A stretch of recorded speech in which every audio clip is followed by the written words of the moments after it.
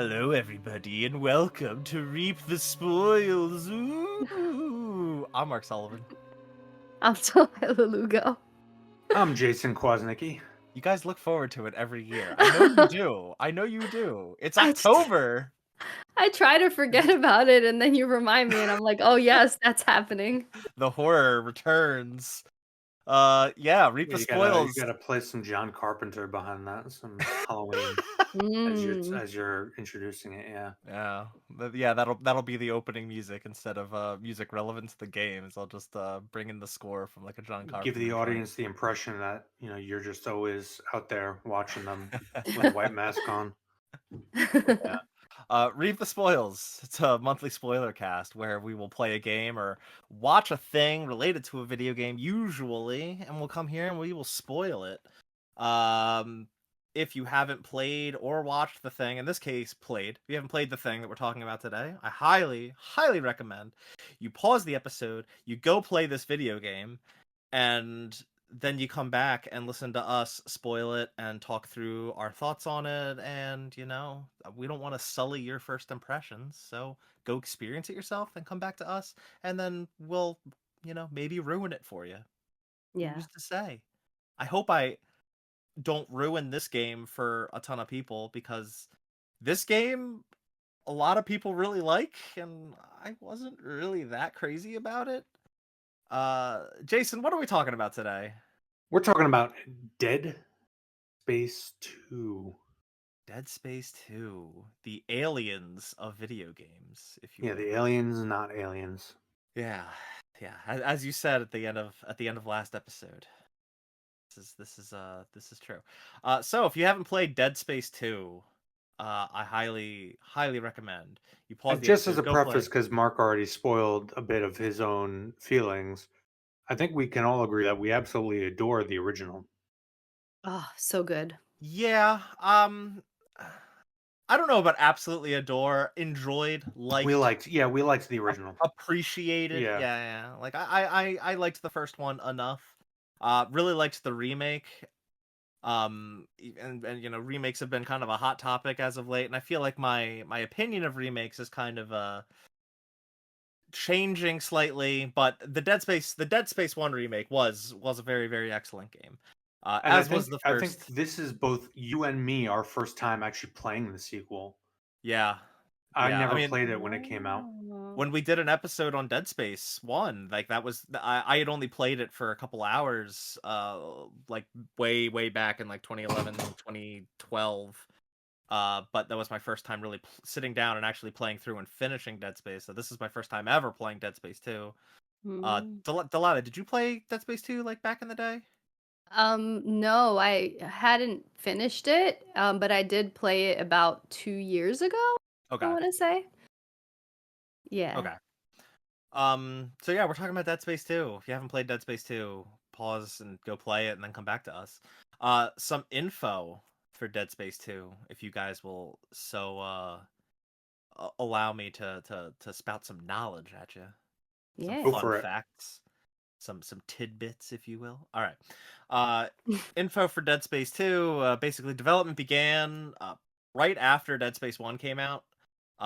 Dead Space 1 was sales-wise not the most successful, but people loved it. It was critically acclaimed. Fans were it garnered a lot of fans. A lot of people really enjoyed that first Dead Space game, and it kind of became this whole big franchise overnight, spawning off a bunch of different things. It got some movie tie-ins, spin-off games all over the place, eventually leading to the hit sequel Dead Space 2.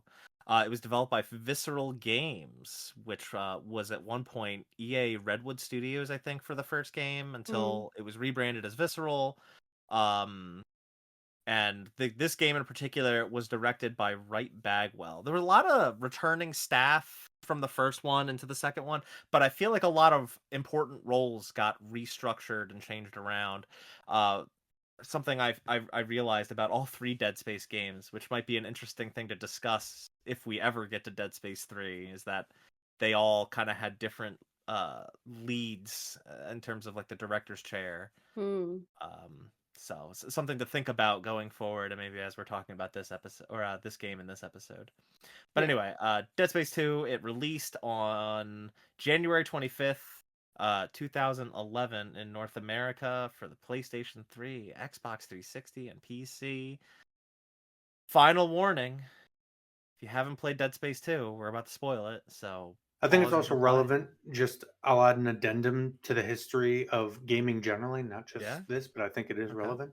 Uh-huh. Resident Evil 4 came out in 2005, Yeah. and Uncharted 2 Among Thieves came out in 2009. Yeah, well, Resident Evil 4 2005 was we talked about this in our Dead Space 1 episode. I mean it's been a while since we did that. I didn't listen back to it, so I don't quite remember, but I'm sure we brought up that obviously the Yeah. primary inspiration for Dead Space was Resident Evil 4.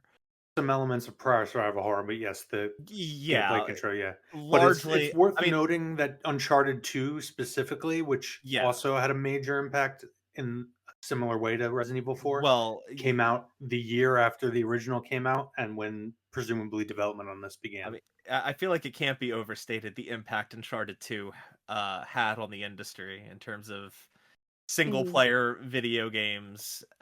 Um, if you don't know why, go play Uncharted 2 and listen And to then our watch our Spoilercast episodes on on the it. Uncharted, yeah. Yeah. Oh yeah. There you go. There you go. It all comes full circle. Um, so yeah, I mean, what did you guys just gut impressions on Dead Space 2? What'd you guys think? I thought Delilah, I'll let you go first. I thought it was fun. It made a lot of improvements from the original Dead Space game in terms of like the zero G sections were a lot better, Yeah, that's which true. was improved in the remake by far. Probably the best sections in the remake. Um, you know, kinesis was used a bit more from what I remembered. The melee and the gunplay was better. I think though, in terms of tension building and horror, it was much weaker, and I prefer the horror and the tension building. Like I'm an Alien 1 girl, I'm not a big Alien 2 girl, and so not saying Alien 2 is bad. I just prefer the First tension, of the all, it's not horror. Alien Yeah, 2, it's I was Sorry, about to Alien. say, aliens. Sorry, Jason's having a fucking embolism over there where you I'm call it so an sorry. alien too. What is this uh, blasphemy heresy? my bad. Aliens. Um, And I think that this game struggled with an identity, and that's what made it a lot weaker of a game. So I had fun, I enjoyed it, but I think story wise and it's just identity wise, it was way weaker. Yeah, I can only echo, like Delilah hit the points that I would hit right on the head. It has an identity problem, veers way away from the sci-fi horror. I mean, there's still sci-fi horror elements to this, but much more action oriented, which is why I brought up the Uncharted 2, particularly when it comes to the design, whereas the Ishimura in the original was kind of a holistic setting, and you felt like you were discovering different parts and going back and forth between them. Although a lot of that, the remake kind of amplified that a bit more. There wasn't as much backtracking in the original release. Mm. Here, it very much feels like hallway after hallway after hallway. You're just going straight forward. There's a lot more action. It's more shooty rather than survival horror. And there are a lot of cinematic set pieces, but also like those classic Uncharted esque. A lot of games use them, but a lot of games also started using them a lot more after Uncharted 2, the success of that. Semi interactive cutscenes where you mash buttons a lot. I didn't remember that as much in the original as they are heavily prominently featured here. Um, so yeah, I think Delilah hit it straight on the head when she said enjoyable, but a bit of an identity crisis and not as well executed as the original. I think that's perfect summary. Yeah, so I was able to squeeze. I originally was so excited to beat this game and never touch it again, and then I thought the better of myself and said, you know what, let me do my usual bullshit and play through it a second time. Wow. And this time, my first playthrough, I played on a survivalist difficulty, so just one up from the normal, because it was like I thought that I kind of thought the first Dead Space and even Dead Space remake was a little easy on normal mode. Yeah. And I was like, "You know what? Let me try difficulty up." And it was a fucking miserable time. I was not having fun at all.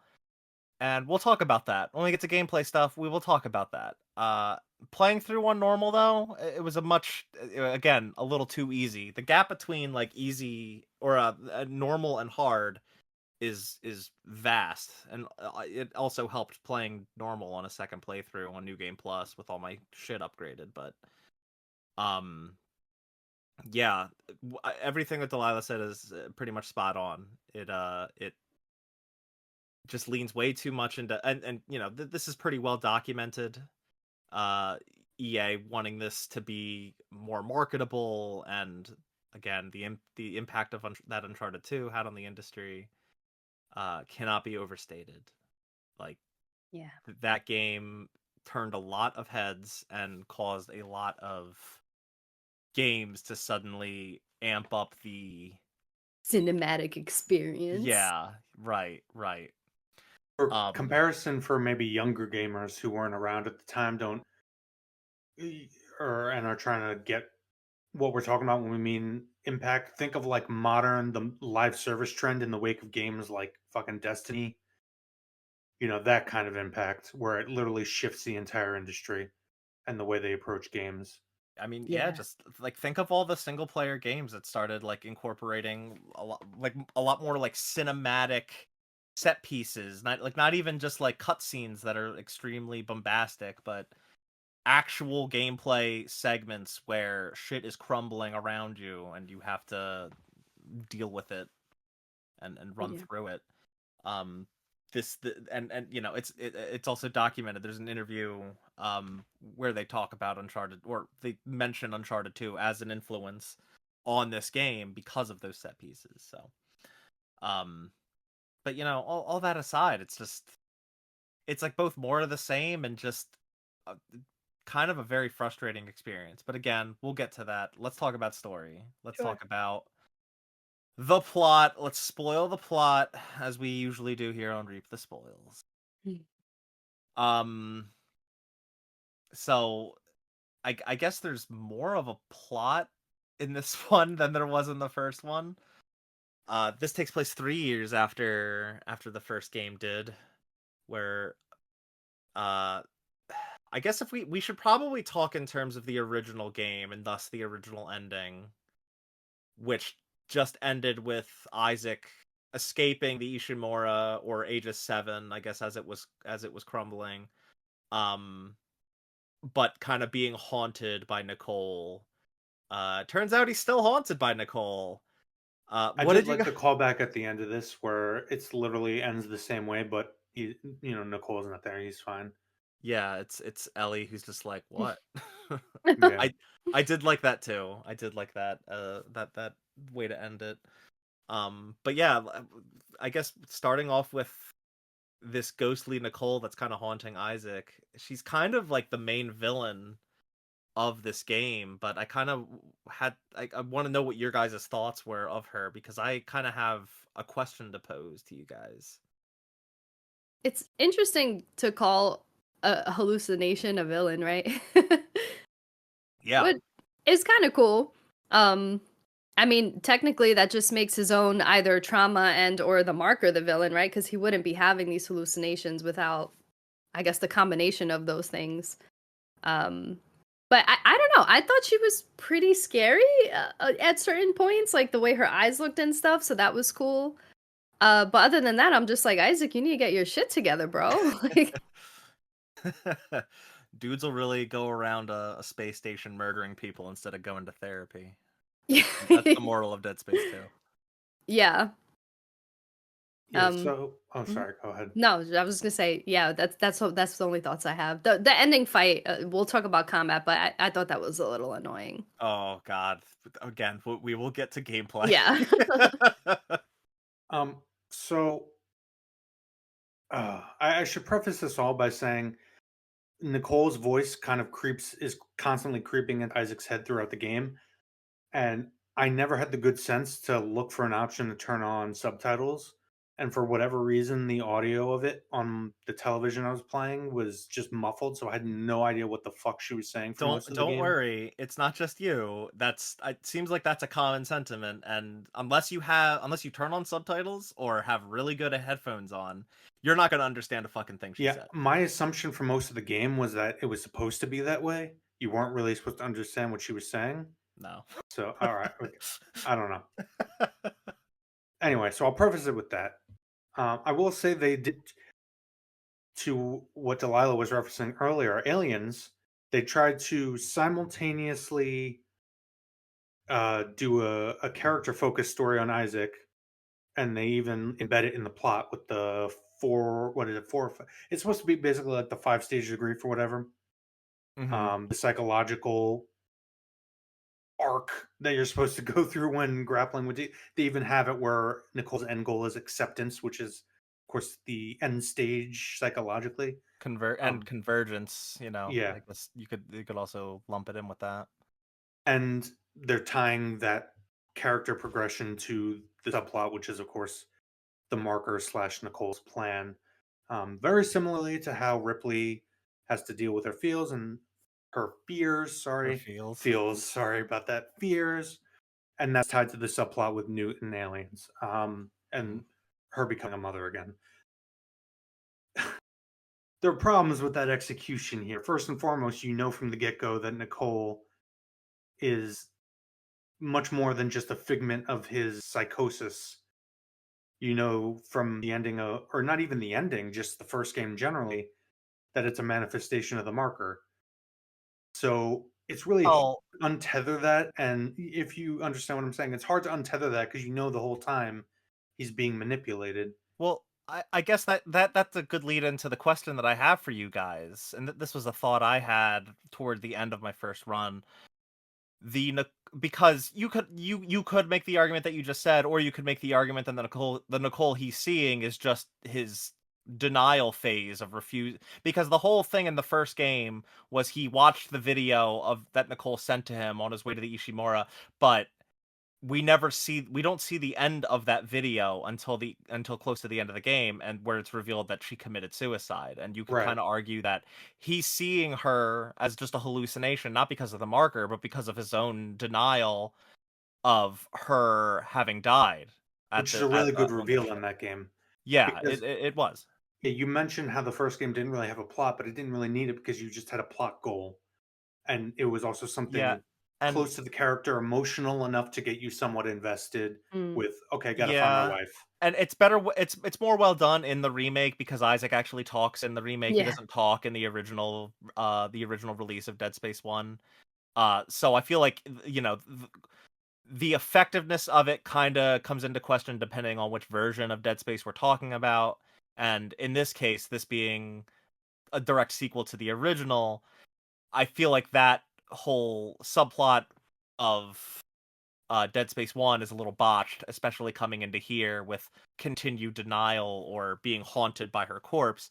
Like, now Isaac has a voice and it's kind of corrected a little bit, but if you're coming straight off of the original Dead Space into this, it's a bit of emotional whiplash, I guess, where they're trying to make Isaac into a more sympathetic character, but the damage is already done from the original game. It's hard to relate to Isaac and his plight when he doesn't say a word the entire game.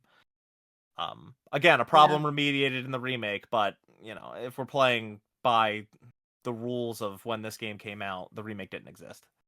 totally. Just, I couldn't help but feel that that whole Isaac as a character and that whole story was kind of done at the end of the first one. Hmm. Yeah, And it feels very much rehashed as it's because you mentioned plot. This game like has a plot technically, but it's really just all right, you're going here, survive, go here, go Yeah. here, go here. Well, And it feels like at every plot beat there's a new villain, and all that really matters is he's dealing with his psychosis and yeah, his and guilt over his wife. we'll talk about that. But the question I want to ask you guys. So this Nicole that he's seeing throughout Dead Space 2. I guess my question is is it just the marker and it's getting the appearance of Nicole from Isaac's mind, or is it actually Nicole who is a kind of, I guess, like a member of this converged marker, actually kind of indoctrinated and appearing before Isaac herself? Like, is it Nicole or is it the marker pretending to be Nicole? I guess, how do you guys kind of interpret it? I always interpreted it as the marker pretending, because if you think about the first Dead Space game, the girl at the end, I forget her name, but she was seeing, her and Isaac were seeing each other as people who um as their loved ones. So he saw her as Nicole and she saw him as her husband or something like that. I don't remember the exact relationship dynamic.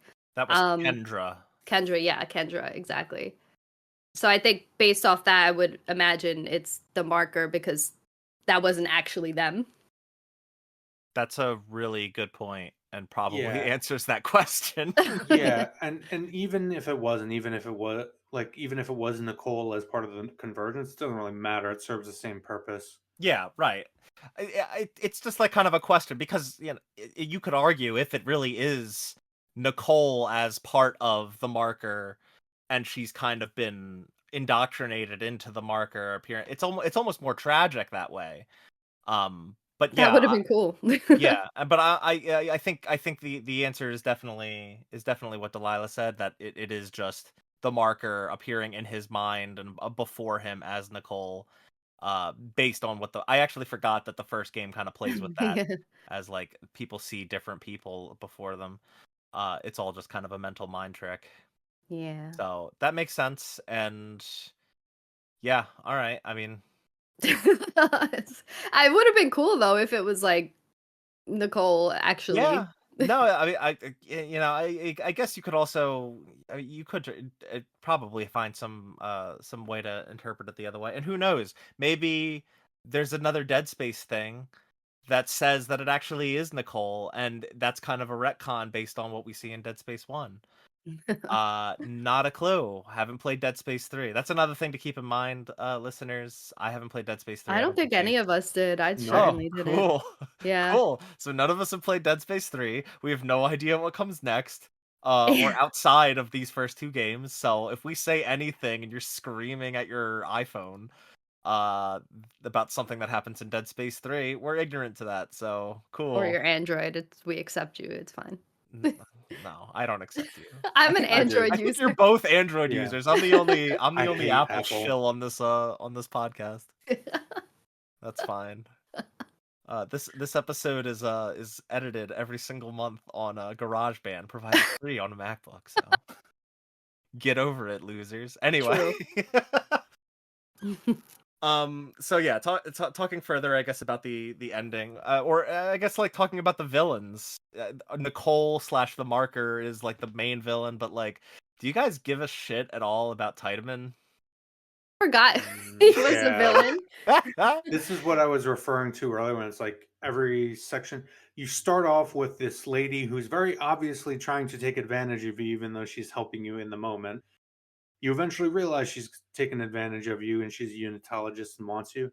And then she's just killed and you get warped away in one of these mash square Yeah, cutscenes. And then now it's Tideman is the villain, but then he disappears and then somebody else is they're like the villain is the marker. yeah. Yeah. But was he involved in creating the multiple markers Well, he If you was at the very read least or the red marker? involved in creating the marker at the sprawl, which was Isaac's marker, I guess, because it was built yeah, like the whole conceit of this story is that Isaac was found and he's been at the sprawl. I don't know if it's for the full 3 years, but 3 years after the Ishimura incident, he's got dementia and he's been at the sprawl, and the reason for the dementia is they were extracting the marker data from his brain or from his Mhm. yeah. mind. Him and the other crazy people in the ward apparently have like the method of building the markers in locked in their mind. Yeah, and I think, there's an audio log that flat out says it's just like if you're smart enough, you store marker data in your Yes, mind. like only Wow. a very small percentage of the population will hold the data and not go What crazy. Yeah. but what kind of a fucking explanation is that? Like if you scored this much on your SATs, you could store marker data. Like this is like, what kind of an explanation is that? And there's a lot of nebulous stuff like that. Like, for instance, there are other things you can pick up and read or listen to that make it clear that the government did find the original one, tried to cover it up, and then had an extensive program of recreating them, which of course comes back later. Um, Yeah. Mhm. so it is kind of left nebulous, and all in all, it's like not really that important. What's important is kind of what you do with the markers and the horror. It's like Yeah, and another thing you can find out from a note is that Tiedemann got had the marker created just due to the general setting that we learn about in Dead Space 1. uh they're the Earth's resources have been depleted, and they've resorted to using these planet crackers to obtain resources and things in order to survive. And you find out in a note, like right at the end of the game, that the whole reason Tiedemann wanted to create this marker from Isaac's mind was just to harvest it for power and resources. Mhm. And it's just like it all comes back to that like kind of environmental theme. But that Energy. yeah, but that theme is like it's pointless. It doesn't it's it's not really it's utilized as like an excuse for these things happening, but it's not like it's never a major plot point. Like that could have never been a note that explained why Tiedemann created this or had this marker created. And like he's just penning it in his memoirs, like I will be the most powerful man on the barren cinder that is Earth, which like is kind of a just taking it aside from what you were just saying, it's kind of a shitty motivation when like as compared to say getting xenomorph eggs back to Earth because you'll be fucking rich as hell. yeah, like it's the difference of Wayland Yutani being the villain and the marker being the villain, and the people that are using the marker want it for this general loose like setting, but uh, it's not really brought up much. Yeah. Like The setting also just kind of like I guess what I was trying to get at was that the logic given the setting isn't there because if Earth is fucking barren and you're destroying other planets for resources, what the fuck is the point of having that kind of power? well, it's Yeah. more it. I mean, the point is apparently they could harvest the power and use the energy or something. I think that was like the whole reason for building it. Oh, But okay, like then you I missed compare out on that. Yeah. you like compare this setting to one, I guess, like somewhat similar, Final Fantasy VII, where the whole opening of that game is that you're an eco-terrorist that's genuinely trying to stop an evil Mm. company from destroying the planet. And there's this constant like environmental through line or environmentalism, geez, through line throughout the entire game as a primary theme. And this game or this universe like tries to set that as the setting for everything, Mhm. but it's not more than a text log, you know? It's just setting up why they're in space and like why they're going to planets, but there's nothing really done with it other than things to throw in text logs. If it Yeah. were part of the main plot, you know, if Isaac had to make a really difficult choice of save Earth or destroy this planet or this marker, that would be a more compelling thing to throw into the plot. But it's not. It's just the marker is evil because it indoctrinates minds, it warps them, it creates necromorphs, and it wants to pull an end of Evangelion and do convergence where everything becomes one. Which Yeah. also Um, which isn't in and of itself bad. The problem is that unlike say the xenomorphs in Alien and Aliens, you mentioned Wayland Yutani, it's not like they're in the background pulling strings on plot points like say activating androids with secret missions or telling colonists on LV-246 to go investigate Mm. what they know is a fucking alien infested ancient spacecraft, things like that. Mhm. They're Yeah. not actually there's no corporation to move the plot in the shadows in any way. So it really is just because you're just left with the evil marker and necromorphs. It's like that's all that's driving the plot. They're going to destroy us. Also, move through all these stages and shoot a bunch and Well, make it to it. to be or to counter that point, we don't actually know that because this game does have a little Metal Gear Solid esque post credits like codec call. Did you stay after the credits, Jason? No, I actually didn't even know that was a thing, that post credit scene, until Oh my god. I didn't realize I was supposed to stay into the credits. But I already knew that there were multiple markers because it's in the notes and the audio logs you pick up. Oh, is it? Yeah, there's plenty of stuff about how the government found the original one, covered it up, and started making more, or attempted to Well, make more. you could make, but you could also make the argument about, that being this, that being Isaac's marker that's created at the sprawl.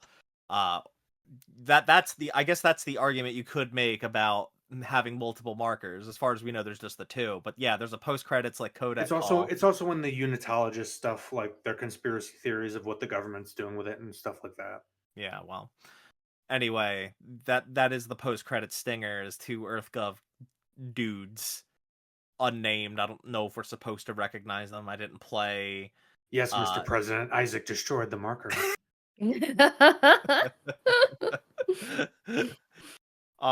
I didn't. Well, yeah, that's another thing I guess we should bring up. There is a DLC for this. I don't think any of us played it. No. No. Yeah, we didn't play Severed. I read a synopsis of the story. It seems like it's just secondary characters that appear in other Dead Space related media. I don't think it's important to discuss here, because I don't think any of us are gonna engage with any extended Dead Space media anytime soon. No. I not for nothing, I don't care about this universe enough to go seek out the comics and the books and the movies and the Wii on Rails spin-off game and all that stuff. Yeah, I mean, like a lot of other things, they just tried to milk it in every way possible. And really, Dead Space 1 is all you need at the Yeah, end of the Yeah. day. yeah, you get that feeling a lot playing this. While like we said in the beginning, we enjoyed it for what it was. Like, at the same time, you can't help but feel like Dead Space 1 should have been left where it was. It was perfect as its own individual thing because it is very derivative, which isn't necessarily automatically a bad thing. Again, we all enjoyed, and I think Delilah and I perhaps liked more the original than Mark. Um, Yeah, I but when loved you're it. this derivative but missing a lot of key elements from something like Alien or Aliens, the cracks start to show. Yeah. Planet cracks, one might say. Gotta get the Ishimura over here. Planet cracker extraordinaire. All right, anyway. So yeah, if it maybe, based on what you're saying, Jason, that post credits thing would have fallen a little flat. I don't feel like it had quite the big like oomph that like your standard, to continue the comparison, that your standard codec conversation at the end of a Metal Gear Solid game would have. Those are typically uh like bookended with like this big cliffhanger reveal, and it's like, oh my god, how the fuck is this gonna resolve? That's crazy. The Mm. I president's know, they involved in all completely this. thought I was KGB. Hey, go listen to our episode on Metal Gear Solid and Metal Gear Solid 2 and Metal Gear Solid 3. Hey guys, when are we doing 4, huh? Oh God. We got to get to that eventually. Yeah. Anyway, back to Dead Space 2. What other plot points are there to talk about? Let's talk about the characters a little bit. We Yeah, that whole first section, to go back to Jason's point of Dana, this woman that's helping you mysteriously turning out to be a unitologist. Totally Um, unpredictable. well, It's not like she leads you through the entire unitology structure within the fucking you sprawl. you know what's funny is I didn't really pick up on that my first run. Maybe it would have been more obvious if I hadn't broken up my play sessions as much. Mm. Where versus you fucking blasting through it in 24 hours. Oh, right from the get go, because her and the other guy that were trying to save you, like they're chatting a bit in the very beginning, and you can hear they're like, "Oh, he's too important." Like, Okay, who would think that Isaac is too important? Either the government or the unitologists, and neither of them are kosher. Yeah. That's a fair point. That's a fair point. But yeah, on my second playthrough, I did pick up on the fact that she leads you right through the Church of Scientology. Whoops, Freudian slip there. The Church of Unitology, which all If I things had been on considered, development for these games, I would have fucking paid through the nose to get John Travolta in oh here as a jeez. fucking character in the Church of Yeah, Unitology. but then you'd be drawing the ire of the Church of Scientology, which They hot can hot topic all the time. they can send their fucking space armadas after me. I don't care. No thanks. They do some worse shit than that, some more legit shit than that. I don't really want to Mm. deal with that. But anyway, point is, or back to the point. That was probably my favorite section of the game was the Church of Unitology. Um, I feel like it was the most unique area, and it was the most explorable because you were constantly opening shortcuts back to previous areas, and the just kind of like the blueprint of it felt almost Resident Evil like, where you Mm. typically have like your West Wing and East Wing, um, opening those shortcut doors. There's kind of like a centralized location for your store, your upgrade area, your save point, and Yeah, I was a bit confused when we kind of just moved on and never went back there.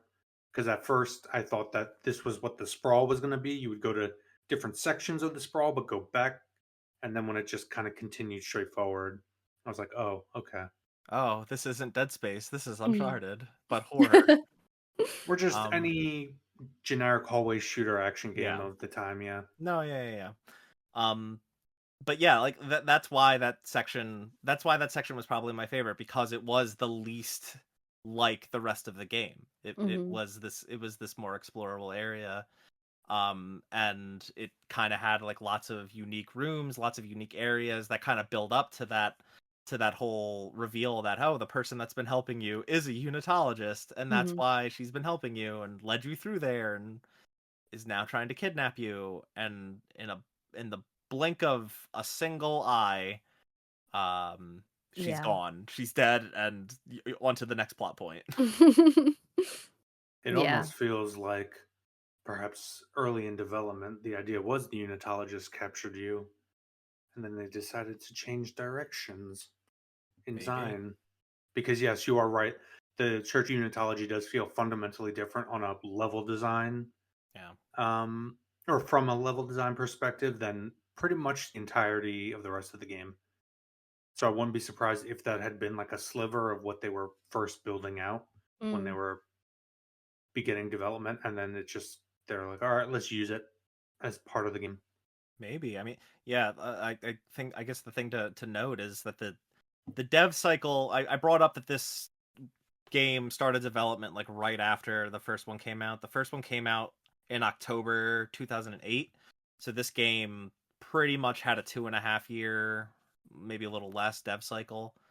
Um, and yeah, it wouldn't surprise me if like early on they were trying to create a true sequel to Dead Space and have like more explorable areas like that, maybe even broaden it a little bit, because Dead Space was explorable but like still somewhat honed in. Um Mhm. and then Uncharted 2 came out and everything changed, and it became a Noting how extremely, much of the rest of the game feels copy pasted. yeah, You're in different areas, but it looks the exact same. It And does, yeah. to some degree, you can like argue, well, you're in a city that's supposed to be made by corpos, and everything is kind of copy pasta, but it doesn't really hold up with how much of the game feels copy pasta. yeah. And it does have a lot of unique places that you go through. Like Sure. you're obviously in like this massive space station where like people live. It's not like the Ishimura where it's a mining ship. Yeah. It's this much larger area. There's a government sector. You go through like a children's school, and like I complete was with a going to bring that up, but gymnasium. That part was creepy. that's Yeah. another reason why I think maybe you were supposed to get captured by unitologists originally and like put in a giant unitologist ship or settlement, because like the daycare, the church, like a lot of the unique elements feel like they could have all been together, but it feels like they were taken apart, spread out with a bunch of copy paste hallways in between. Yeah. And there was like, one of the few areas that you actually go back to. There's like a shopping mall, like town center kind of area. That's where you also wind up meeting your companion for the entire second half of the game, Ellie, who we will get to. Um, but yeah, it's just like having this much larger space and then just making it a very linear experience. That the Church of Unitology stood out from that and was just a super interesting place to kind of explore. Um, Yeah, I agree. Because when you're just going through these places in a very linear way, they make it really not memorable at all. And really, it was just that in the children's area that I remembered distinctly when I played it because of one, how scary it was looking, and two, like just the being able to explore. I generally prefer like the concise nature of just exploring one ship and the different areas within that, but I think if you're giving like each location that you're exploring some kind of like identity, where you can like get to know it and you can just kind of like feel the environment, I'd be okay with it. But it was just kind of like running through point A to point B, and it made it hard to really remember what you explored. yeah. Um, I guess let's talk a bit about Ellie. She's kind of this character that gets introduced like shortly after Dana, the unitologist lady, dies, and she's a little more standoffish at first. How did you guys feel about her and like her chemistry with Isaac? Um, I really liked Ellie. She was the first character that made sense. Like, why would you not be standoffish in a situation like this? Yeah. So it was kind of nice to see someone that was skeptical. But then as things came along, I'm like, okay, well, Isaac's clearly going through some like shit this whole time, and she just kind of seems a little oblivious to it, from what I remember. Just an Like, everyman pilot that's kind of just happened to be there. Yeah. yeah, And like then, when someone's going through psychosis, it's very obvious. So I don't know. And well, I feel like he never has those episodes anytime she's around. It was like, so maybe she was truly oblivious to it because she never witnessed it. So how can you be skeptical of something that you never actually get to see? True. Which might be a matter of plot convenience. Yeah, Really, definitely. You realistically, can't it is a control matter of that. right. Yeah, right. Um, the thing that kind of bothered me about her was more so in one of the latter chapters when Strauss pokes her eye out, and she seems pretty pissed off with Isaac about it for all of like 5 seconds. yeah. Yeah. Look, Ellie is just there to have another not involved person. Like, in terms of characters, you have Strauss. You mentioned Strauss, the crazy guy who was in the ward with you. Got unitologists. You got government people. All people who are fucking in on what's going on. Yeah. So you needed a character that wasn't involved with what's going on to kind of be accompanying Isaac and being the everyman who's grounded and keeps the audience rooted. She essentially And takes that's Isaac's role in the first yes, game. yes, and And that's like you pretty much the only can purpose she serves. Yeah, yeah, and you can pick up audio logs that kind of give backstory to her, and I don't really remember her it. crew, she had to kill her crew. That's about it. Yeah, that's like, but like it's not that significant, I guess is my point. She's a pilot, had to kill her crew. That's about it. And there's like 4 audio logs that tell you that basic gist. Her Um, Yeah. function, even like beyond that, her only other real function is symbolically for Isaac's character journey.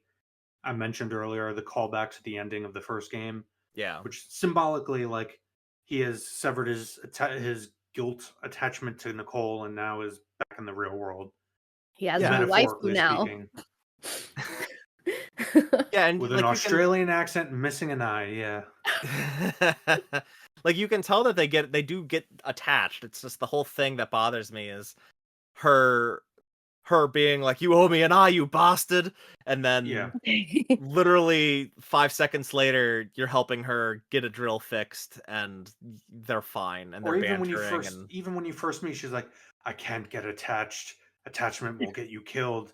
We need and to go our then separate ways." And then 5 minutes later, it's like, "All right, we need to work together to fix it." and Like, he's like, "I'm an engineer," and she's like, "Huh, nerd," and like she's she's a being fucking almost like, pilot, which means like she's probably an engineer at base anyway. well, whatever. I mean, that aspect, it was clear. It was clear to try and give them some sort of like some sort of not affection toward each other, although it did seem to like kind of evolve into that. Because yeah, her character kind of fills the shoes of like, or facilitates Isaac's like moving on from Nicole. That's You know, precisely what I was gonna say. Yeah, it's supposed to be after his acceptance of it, moving on. Yeah, and like yeah, her purpose is to be there at the end so that she has somebody or he has somebody real to look to outside of his dead wife. Yeah. Yeah. right. And like, yeah, it was something of a surprise. He kind of forces her to eject and escape in the one pod or whatever. Um, and she still comes back to save him in the end. How she knew the exact right time to come and do that, I have no idea. Or why she But would do it in the first place. well, because they were companions throughout the sprawl, she didn't want him to do that. She didn't want him to sacrifice himself. So it's not surprising, I guess, that it's not too surprising that she did come back to rescue him. To be fair, she is a pilot, so I guess she would have the skill to be able to easily pull it off. I guess I don't know. Yeah, it's more so just, again, how did she know the exact right time to come and save Right, him? right. Like, damn. Good work on that. Uh yeah, I mean, we talked a little bit about Strauss. I feel like he was almost a wasted character. He's Very he's much. he's kind of there to be just like this schizophrenic presence throughout the entire game. I didn't realize until my second playthrough, when Isaac is starting out in the straitjacket and moving through the rooms pretty much defenseless. There's that one room you come into where there's like a looping Oh, video playing on one of the monitors, and it's an yeah, the interview with recordings. Strauss. Yeah, Yeah, yeah. And I didn't realize that until my second playthrough. Like, oh, that's that guy. he It's mainly. Strauss. I think he mainly serves. A, it's a foreshadow because he did a lot of the what seems like random shit he says does foreshadow. Things you're going to or are going through. But it also, I think, is supposed to give us something of an outside view of Isaac. Maybe I don't know. Mm-hmm. Yeah, I just he does seem sorry. wasted. I agree. I I I saw it as like, okay, who's lying here, right? Who's actually crazy? Who's being taken over by the marker? What's going on with this trial? So I liked his character for that purpose because you wanted to understand exactly why he was this cuckoo. Um, but in the end, like I was kind of rooting for him in some way. I really wanted him to be like someone that, although he was out there, he had like valuable information and good intentions. So when he took that turn and did what he did to Ellie's eye, I was a little bit disappointed. And then it felt like a wasted character to me, but I felt like, I don't know, I kind of like the like psychotic guy that's actually, helping and helping the main character and like subverts expectations, but he wound up just being bad. Right. And See, for me, it was like the exact opposite because in the beginning, you're presented with him or Dana. Like you see Dana and she sends her a message to follow, to her location, and then him, and it's like, you know what? It's definitely him that I'm gonna end up, linking up with because it's the crazy guy, not the person that's all put together. They're definitely trying to subvert my expectations, yeah. Yeah. which only added to my suspicion of Dana from the get go. Hmm. Yeah, I hear that. And yeah, like for him to die, he attacks Isaac, and Isaac stupidly, as he's coming at Isaac with a screwdriver to his head, Isaac's like, "Oh, let me dismiss my helmet." Like, no, Isaac, that's the opposite of what you want to do. What are you doing? So Strauss dies really suddenly, and that's just kind of game over for him. And Kind of the story for most of the characters here. yeah, yeah, that is a pretty consistent theme with a lot of the secondary characters in this game. You know, Ellie notwithstanding, the other characters just die very suddenly, and there's not really any payoff to that. And that's not, to me, that's not very good writing, especially with a character like Strauss, who's there with you throughout the entire game. Yes, he's foreshadowing like the things you're ultimately going to have to do in order to get to the end game. And yes, he's like, they're keeping him alive because he knows what they have to do in order to kill this marker or destroy this marker. Um, but there's no payoff there. He dies, and then you just figure out the rest yourself. And it's not very hard to figure out because, again, this is a very linear game where you're just going from room to room, from hallway to hallway, and you just eventually get to the machine that's going to poke out your eye. Let's talk about the poking out your eye. How did you guys feel about that section? I don't remember how I felt. Oh, Meh. okay. I, Yeah. it's meant to be like shocking and cinematic because of the way you do it with the moving the laser. And I was just like, okay. Considering how many times I got like crushed by a blast door, because I didn't realize or remember that there was like the big red button. When you shoot out like the glass and like you're getting sucked out into Yes. space, you got to shoot that Which red you button can and the do blast door will come up. accidentally, and you don't have enough time to shoot the thing, so you just get Yep. crushed by the blast door. Yeah. Which happened to me so many fucking times on my first run. I Yeah. never shot it, but I would explode enemies accidentally nearby. Yeah. Yeah. But anyway, uh yeah, I feel like a lot of those moments or even some deaths that you could get from necromorphs were way more gruesome and shocking than the needle in your eye. I also feel like that Yeah, was I supposed to agree. be the payoff to, like, the intent of the developers was that that was the payoff to all the shit that Strauss was doing and Oh, what it he was. ended. Yeah. That It was the just whole point. it just wasn't a very good payoff. And like Yeah. I read that section, at least for, surrounding the time that this game came out, was pretty infamous, and there were a lot of like editorials and talking points surrounding like the eye scene.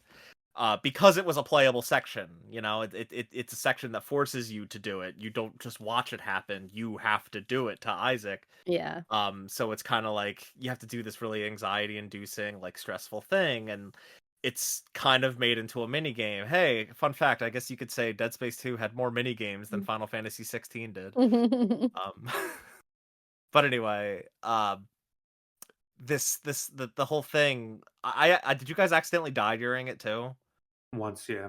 Yeah, I don't think I did, but I don't remember. I wasn't expecting it to just like crush Isaac's skull, so that was more gruesome than the actual eye poke. Um, Oh. but yeah, I don't know. It didn't really do much for me. Yeah, it wasn't as big of a deal as I didn't realize people were, like, praising that, actually. Yeah, I mean, maybe at the time it was more novel to have True.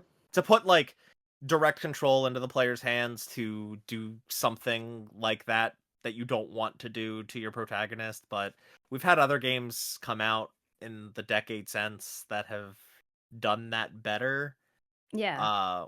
or done it at least like more often. I don't know. It's maybe this was the influence for that. Like True. maybe this was the first game to really put that level of control into the player's hands during like something like that. Yeah. And now it just isn't working because it's been so long. But I don't know. It did nothing for none of us. Yeah, it didn't really do much for anyone. I mean, don't get me wrong. Once the needle actually went into his eye and then came out and the blood started pouring out, I was like, ugh, but Hey man, it's say what not. you will about Alien Prometheus, or I'm sorry, just Prometheus. I said Alien Prometheus. That main character had to do a fucking C-section on herself to get an alien squid out of her stomach. That So was that was a stressful ass scene. Like that was a really stressful scene in that movie. We watched that movie recently. I don't know if you guys saw Romulus, but it got us wanting to watch Yeah. all no, the I other Alien movies. refuse. Oh wow. I will not. I Okay. enjoyed it. It was a pretty good movie. I I mean, got burned on Prometheus hard. Okay. Oh, okay, no, it's it's it's way better it's than way Prometheus. better than Prometheus. Give it a shot, Jason. It's not a perfect movie, and you and I will likely have a lot of complaints, the same complaints about it. But it was overall a fun time. It's Man, definitely better than Prometheus and Covenant. Oh yeah. I haven't even seen Covenant. I don't know. Yeah, you wouldn't like Covenant. Anyway, back to Dead Space 2. That's Dead Sorry for Space the 2. sidetrack. The only point I was trying to make was that a woman, even just watching, not interacting, a woman giving herself a C-section somehow was more impactful than doing this with the eye. I mean, it was also more dire, to be fair. You know, if it's either she took that thing out of her, or it was coming out of her itself. So Yeah. the stakes were a bit higher there. Also, as Um, gamers, we've seen a lot of eyes get blown out Yeah. multiple times in multiple games in the same series. yeah. Yeah. Won't specify, but if you know, you know. Yeah. Plus, I mean, I've seen a lot of Saw and Terrifier in my time. I'm actually confused. What are you talking about, Jason? Metal Gear. Oh, yeah, fair enough. Yeah, that scene is definitely more impactful. Anyway, Yeah, especially because it's so easy to die. um, so yeah, I mean, are there any other like plot points you guys want to talk about? I mean, is there anything else to talk about with the marker I mean, itself? this game can be summarized as you're in a psych ward in a city, in a colony city. Marker goes off. You got to get out of the city and destroy the marker. City gets destroyed. The end. Yeah.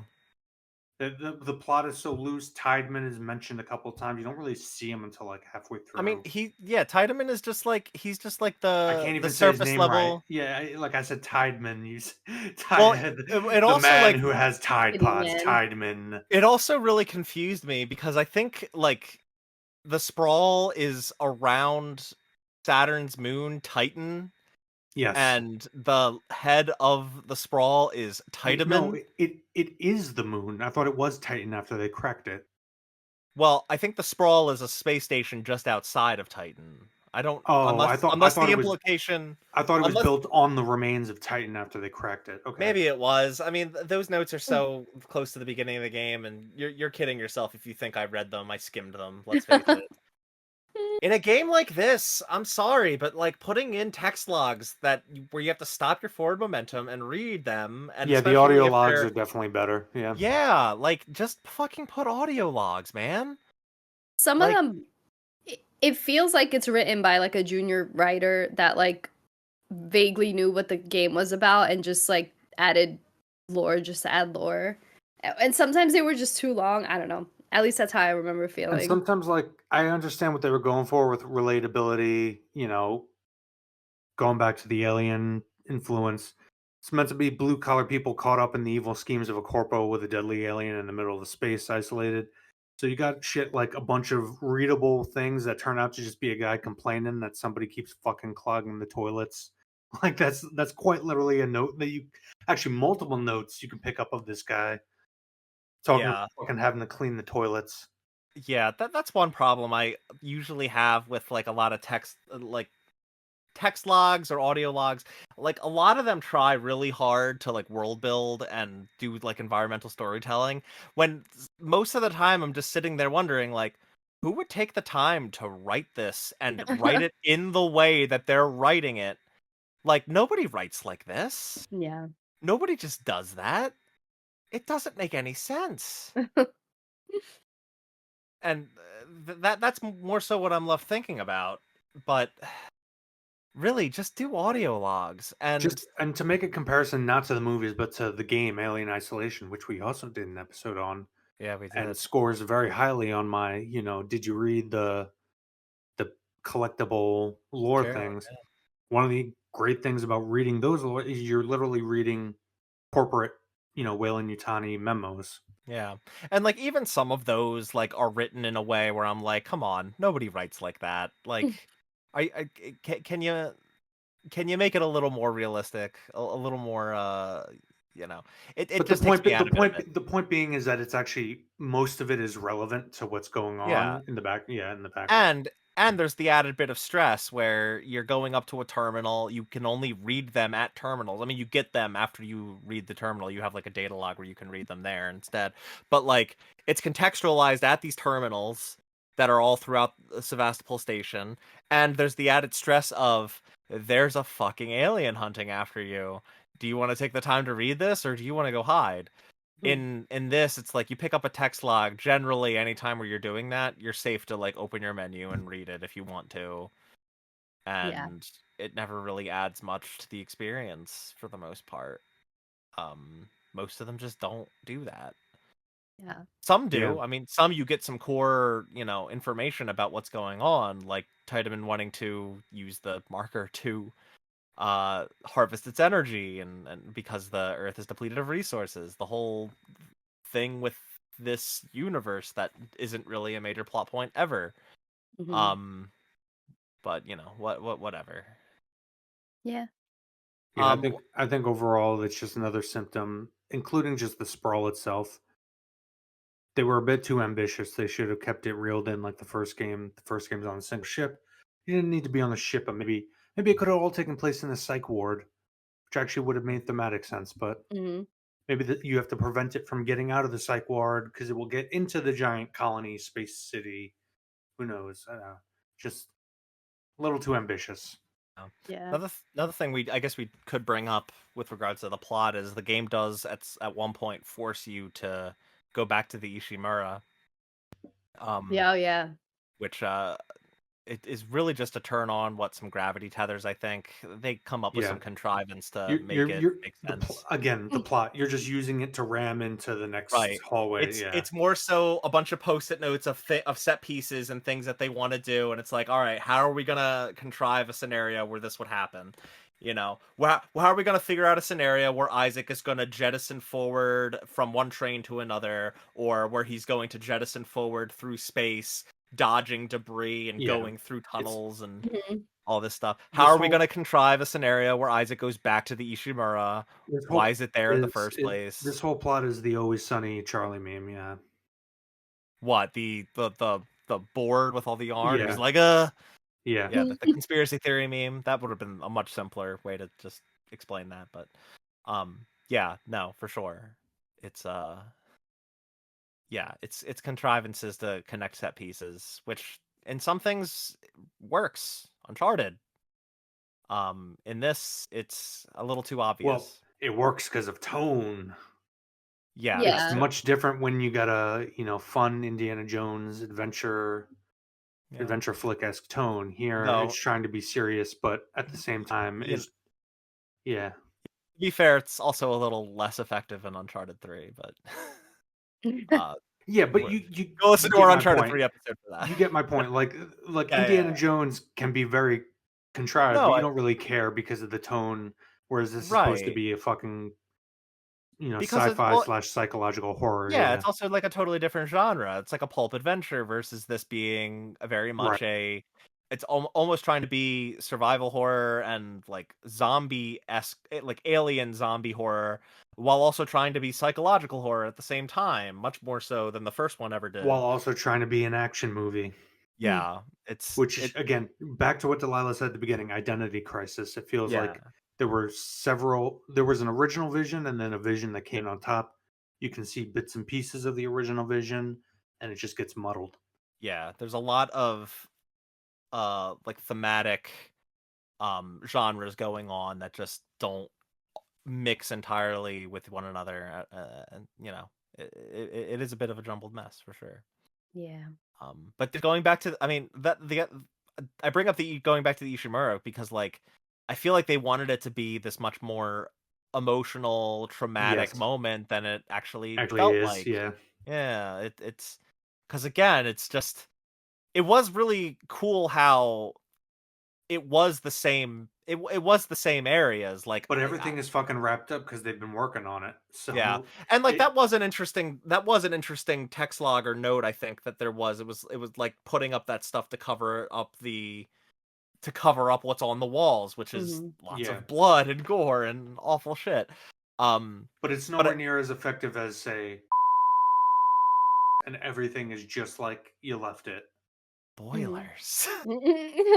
I I didn't. mean, Nobody. If you don't know, then you don't know what I'm talking about. that was the example I was thinking. I'm probably gonna censor that too. I didn't even mention what game. If you don't know, you I don't know. know, I know, I know, I know, I know, but still, because that's also a game we're probably going to talk about eventually. So, but that was the first thing I thought of, and like, I want to make that comparison point too, because that's a really fucking effective moment. And why is it effective? Because there's a decade and several games in between that moment, and here it's 3 years and and no games in between, unless you want to count the spin-offs that like the prequel to Dead Space 2 that came out, like, which we're not talking about that. We don't care about that. Um it's not really an impactful moment, and they don't really do a ton with it other than uh just, reuse a lot of the same environments and maps and layout, and which I thought was really cool. I thought like it spoke a lot to how much more I enjoyed Dead Space 1 to Dead Space 2, where Mm. once you walk onto the Ishimura and you're going through, I'm like, I remember this layout. I remember turning left will take me here, turning right will take me here, etc., etc., etc. I Mm. remember these maps really, really well because I explored them. I memorized them. I knew them. Right. And the original was also a survival horror game, so you had to know them. Right, right. Yeah. Also, that we were talking about this on Slack, where I was having a bit of a Mandela effect, and I couldn't remember if Dead Space had a map. It did. I Oh. booted up Dead Space, the like original PS3 Dead Space, and Mm. there is a map. There is a map. It is the fourth tab in your like little menu, and there's no map in Dead Space 2 because it doesn't need to be. So you were Mm. gaslighting me when I said I missed the map. Huh? You said there was in our chat. You said there was no map when I brought that up, or maybe you didn't. Maybe I'm just an No, I idiot. didn't. What, in Dead Space 2 or Dead Space 1? No, Dead I Space think he One. was Oh, Delilah said she didn't think there was a map. in the I Oh, original was so one. Yeah. I Delilah was was gaslighting me. I I Come was on, I sitting totally Delilah. forgot. I was First the sitting here trying aliens, to and now this. remember. Like I couldn't remember if Dead Space had a map. And I was like, did the remake add the map and the original didn't have it? No. The original had a map. I booted it up. It has a map, and Dead Space 2 doesn't Because if you because looked at a map of this game, it would be like it would this. be a straight line. Yeah, exactly. Yeah. It would be a straight line. And it would just span on and on and on because that's Right. essentially the design Yeah. difference. Mm-hmm. And you can feel it without even needing a map. And I'm not gonna sit here and knock a game for being a linear game, when the first one or the one before it, if you want to call it, wasn't. Because, like, I'm a hardcore defender of Final Fantasy 13, which a lot of people call a hallway simulator. And the design of that game, or the plot of that game, kind of necessitates it being a linear experience. Or Resident Evil Whereas, 4. well, Resident Evil 4, but even Resident Evil 4 has like 3 explorable zones across 5 chapters. Like, you can backtrack through a lot of Resident Evil 4. There's some points of no return, but there's still a lot that you can go back and Yeah, find. I think what you're getting at is that it being linear is not inherently bad. It's when the Right. gameplay and the design of the game around it doesn't match that. Mm-hmm. I And go ahead, I don't Delilah. think a linear game works well for survival horror because so much of survival horror is the environment and exploration. Whereas for like an action adventure game, I'd prefer linear because it's just essentially leading you to like an enemy to beat the shit out of. Yeah. Um, yeah. Well, I guess let me allow this to be my transition from talking, I guess, more plot based stuff to gameplay based stuff, where having a linear game but you retain a lot of the same gameplay elements from the first game makes this one feel just a little off. Yeah. So, like, a lot of this game Yeah. is pretty similar from the first one. Like, Delilah brought up some systems that were changed. The anti-gravity sections are much better, because it's not just you hopping from points, Yeah. playing some Gravity Rush before Gravity Rush has even come out. No, like, you actually, like, can jump up and propel yourself around. Um, that's another thing. A video I watched about Dead Space 2 brought up another really good point, which was like, around the time after Dead Space came out, another really big popular thing in media was the Iron Man movies in the MCU. And what did Isaac kind of become? More like Iron Man. That's a good point, actually. I didn't even Yeah, think about that. yeah. I think that was the 2008 video or 2007, right? 2000. I think the first one was 2008, and then like the first among the first several MCU movies were Iron Man 2 and 3, plus the Yeah. Avengers. So I think that was the video by G Man Lives, by the way. If anyone's interested in checking that out, maybe I'll put that in the description. Good video, very very insightful to a lot of things about this game, especially the marketing campaign. I did not know how much this game was marketed ahead of its release. Well, I remember Um, at the time in interviews and such, EA really thought they had their own Resident Evil, which is why they pushed it yeah, so hard. yeah. Um, but anyway, going back to what I was saying, like having these aspects of like still having the power node doors, right? You're never gonna backtrack to one that you missed Yeah. or didn't have a node for because there's backtracking means just going straight back. Um, so you'll pretty much always want to have a power node with you, and that design just doesn't, or that like progression design just doesn't work Mm-hmm. in a linear game. And also it's just like really silly because like in the latter half, I feel like the game just totally cops out with those. I don't know how many of those you guys opened. I always kept a power node on me in case I came Yeah, across one. I If you spent I go, spent all money. I bought the exact weapons that I knew I was going to use through the whole game. yeah, Any armor suit, any other money I had, I spent on nodes. Yeah. okay. I was a node whore. Yeah, Yeah.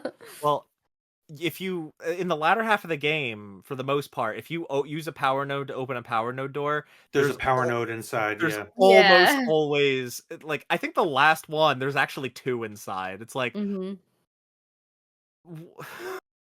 there's no decision making here. There's no player choice.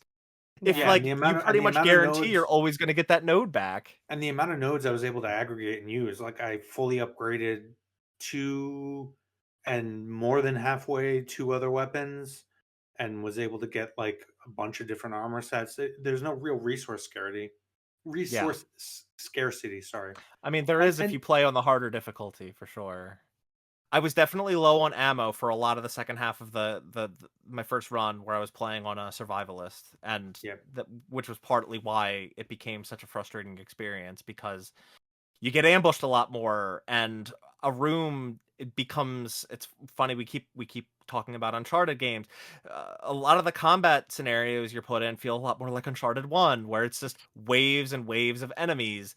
getting dropped down right on top of you. Yeah, and Yeah, like you walk into a room and there's like two or three enemies in front of you and you run and you fight them and then behind you three more spawn and it's Yeah. just like fucking give me a break. This isn't scary. This isn't fun. This is just frustrating. It's annoying, yeah, and they had and a lot of enemies that had long range attacks, like spitting yes, and stuff, Yeah, and I was which just would like, slow "Oh." and you down and over too. the Yeah. course of the game, like the mechanics you used early on, cutting off limbs, start not working because they just when the enemies start turning black, they just take so many more hits. It's not even Yeah. worth it to cut off Yeah, limbs. which It's like almost is it's never. it's almost like it didn't take the real lessons of Resident Evil 4 that it was inspired by, which was level Resident Evil 4 had amazing level design so that encounters, even when they're spawning so many enemies, you have dynamic choices to make not just in your loadout and your progression, but just on a moment to moment basis spontaneously in the environment. And you do have some of that in this game because there's like the rooms where you can blast out the glass to have enemies run like get sucked out into space, and then you just have to make sure you shoot the button before you get sucked out too. There's like the spikes, the poles like laying around that you can use kinesis on or with to shoot them at enemies and take them out like using environment stuff before anything else. And obviously the tried and true cut off the limb of a typical necromorph and you can use its spike to impale other enemies. There is some of that stuff. It's just when you're on a harder difficulty, that stuff almost becomes de-incentivized because the time it takes for you to figure out that you can grab that thing and throw it at an enemy, enemies are already ambushing you. They're already running up to Yeah, you. They're already it's attacking you. it's It's that too way on late. normal difficulty as well, just Yeah, because but of at least you enemies die less spawn on top of easily. it. Yeah, you Yeah. die less easily for sure, but like if you run out of ammo on a weapon, it takes fucking forever to switch between weapons and you'll get clobbered. Even if you don't die, it's just annoying to get stun locked. Also, on the topic of those like the later game, like very black looking, like almost like molded from Resident Evil 7 looking necromorphs. I feel like if there were to be like a text log that I would appreciate, it would be one to fucking contextualize and explain those, and I don't think there was anything like that. It's like, remember like the Crimson Heads from the like Yeah. Yeah, remake of Resident Evil 1, yeah. like those are contextualized. There's a note that warns you about leaving zombies in like dead zombies on their own without burning them or something. If you Hmm. leave them too long and you go back there, they're gonna evolve into a Crimson Head, which is a more dangerous enemy type. Hmm. Um these enemies are not like contextualized. I like the variety, but then having these upgraded ones and not really explaining why these are better Is or it stronger. variety? Is it variety though? Well, Because no, it's really the same enemies, there's but a just lot of harder. there's a lot of different enemy types. I'm not talking about like the blacker enemies toward the Oh, end of the oh, game being okay. variety. I'm talking about like the fact that there's like regular necromorphs. There's the ones that spew like slowing acid. There's the Sure. little guys with the three The tentacles. There's faster ones you got to use slow down on. Yeah. the fat yeah. Th- There's They there's definitely increase the repertoire of enemies generally, but I was just more pointing out that those blackened enemies are just harder normally. yeah. That when I talk about enemy variety, I'm not even talking about them. I'm talking about like Mhm. the general enemies in the first half of the game. There is a lot of variety there. Sure, sure. And then introducing these ones that are just them but beefed up later in the game, like contextualize that a little better. Why are they beefed up? Yeah. Why are they special? And the game doesn't really do that. Um, and also the game doesn't build up the toward anything with the invulnerable enemy in the last few chapters, like the first game did. Oh yeah. Like there was some build up to that, and then you're locked in a room with that thing, and you have to shoot it and tear off its limbs and like avoid it while it's regenerating, maybe even slow it down while you're waiting for the room to unlock. That's a stressful fucking time in Dead Space 1. And this enemy just shows up out of context in this game and chases you for the last 3 chapters. Oh, you're Hmm. getting attacked by a bunch of other hordes of enemies and just Hmm. Yeah. kind of gets annoying, yeah. Yeah, it gets really annoying. Less Um creative. mhm. And the Also best solution ends up just being run through everything. Yeah. yeah, also correct me if I'm wrong, there was a single boss fight in this game, and that was the final boss. Um. Um, tech. I mean, it depends how you define boss fight. Like, there's in early There's on. like the brute guys, the brute enemies, but like Those are just enemies. you Yeah. fight enough of them that I like you could argue the first one's like a mini boss, but Yeah, that's what I like was thinking of. they're kind of just enemies. I don't know. They're just Oh beefier yeah, enemies. definitely. I actually didn't realize there was only one boss fight, but yeah. Yeah, And I don't know. do we want to talk about that boss fight? Ugh. Sucks. So another thing that I don't feel lends well to to this linear game design is the fact that they added a really cool feature that is ostensibly useless, which is the one where when you do the guidance system to show you where to go, you can switch between objective and store and bench, Which are all save in the same point. direction. It's literally okay, you want to find one, you either go forward or backward. There is no exception. Um, so that all being said, toward the end of the game, right before the final boss fight, and keep in mind I was on a harder difficulty, I went into that fight not knowing what to expect because this is my first playthrough, and I had the plasma cutter, the ripper, the one that puts out mines with the lines. What the fuck is that called? The detonator. That's what it's called. And the The line Javelin. gun. the line gun. Yes, the line gun. Those are my 4 weapons. And those are not ideal weapons to have in that final boss fight. Nope. And I didn't know that until I went into it and died repeatedly trying to figure out how the fuck I was going to get through this. And eventually I was like, all right, I need to go switch out my guns. Hey, guess where the nearest store is to switch out your equipment is? Mm, way Far. back before the regenerating guy. At the beginning of the chapter. Oh, get Literally out of literally here. before the gauntlet where you're zigzagging across, like, hallways to get to That that final should area. never happen. So I ran back, and there weren't that many enemies left, but I ran back, I managed to avoid them. I was pretty low on health, I had, like, no healing items, and I took out new weapons, I rejiggered some, upgrade nodes that I had on some weapons to put on other more useful ones, and I didn't have much credits, so I couldn't buy more healing items or anything. I was like, I'm just gonna have to deal with what I have, hope I get more ammo, let's do this. I run out of the room, I immediately get ambushed and I die. Oh, shit. And it brings Nice. me, where does it bring me back? Does it bring Back me to the back beginning. to the store where I just was? No, it brings me right back to to right outside the final boss again.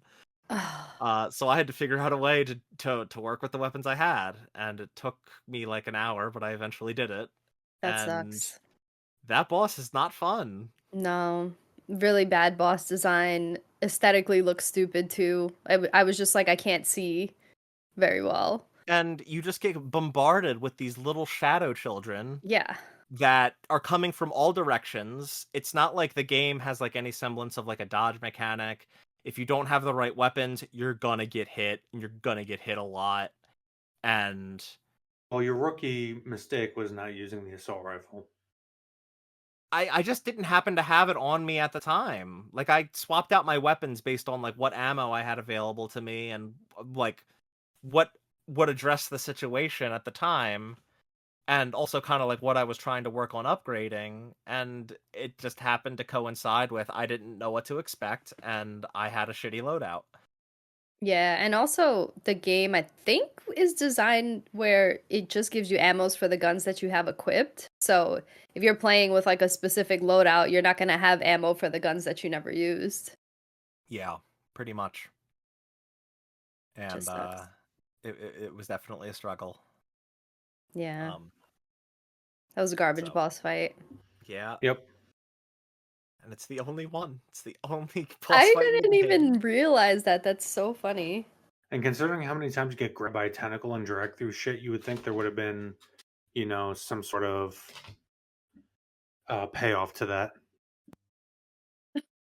I mean, I guess there is a section where you're, like, there's that enemy in cutscenes that's attacking you. I think right after Dana dies, and again, it's just like cutscenes. You're just shooting at the weak spots on its limbs, and that's basically it.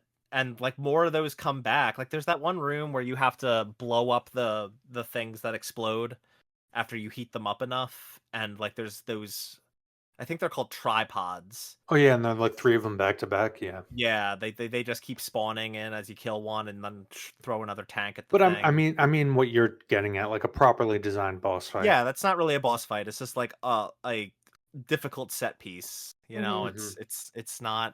it's not something that causes you to have to, I guess, interact with like boss mechanics of any sort. It's just kill the enemy as it's coming at you, and otherwise in between shoot tanks at the thing until it explodes.